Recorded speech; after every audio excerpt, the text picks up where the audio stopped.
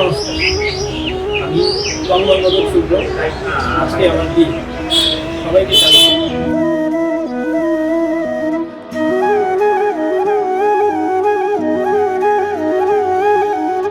ছেলে এমন কোনো কিছু চাই নাই আমার কাছে।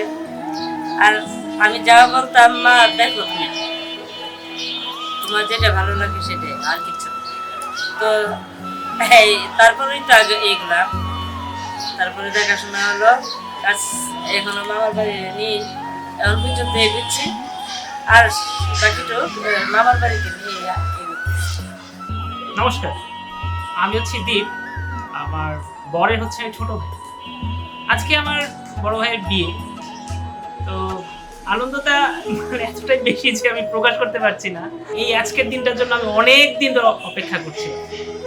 মানে বিয়ে কবে হবে, কোন পাত্রী হবে, আমার বৌদি কে হবে, কবে আমি বিয়ের আনন্দটা উপভোগ করব, এই সব নিয়ে আমি অনেকদিন ধরে অপেক্ষা করছিলাম। মানে আমার সেই আসার দিনটা আজকে আসলো আর কি। আজকে আমার ভাইয়ের বিয়ে।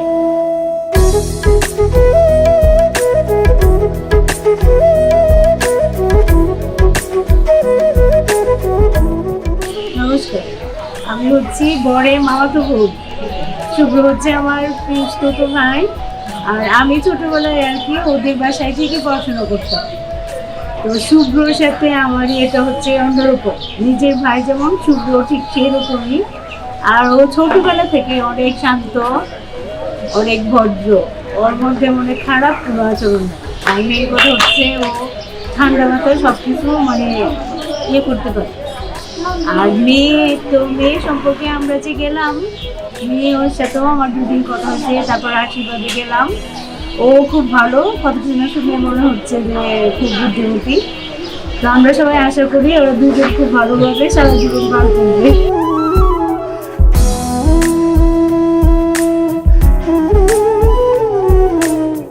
ওর সম্বন্ধে বলতে গেলে আসলে বলতে হয় ও খুবই মিশুক, বাট ওর একটু লাজুক ভাব আছে। ও কোনো কিছু প্রকাশ করে না, এটাও আর একটা ওর মধ্যে সৌন্দর্য, যে সে সবকিছু প্রকাশ করে না, সবসময় একটু চুপচাপ থাকে, একটু হাসি মুচকি।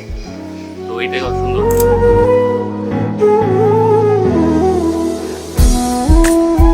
অবশেষে আমাদের বিয়ে সম্পন্ন হলো, কিছু ভালোভাবেই সম্পন্ন হলো। সবাইকে অনেক ধন্যবাদ আসার জন্য, পাশে থাকার জন্য, সবার আশীর্বাদ প্রাপ্য। অবশেষে আমি আমার দাদার বৌদিকে খুঁজে পেয়েছি। সরি, মানে আমার বৌদিকে আর দাদার স্ত্রীকে একটু খুঁজে পেয়েছি। আজকে হচ্ছে বিয়ের তৃতীয় দিন। আজকে বৌভাতে অনুষ্ঠান শেষ হলো।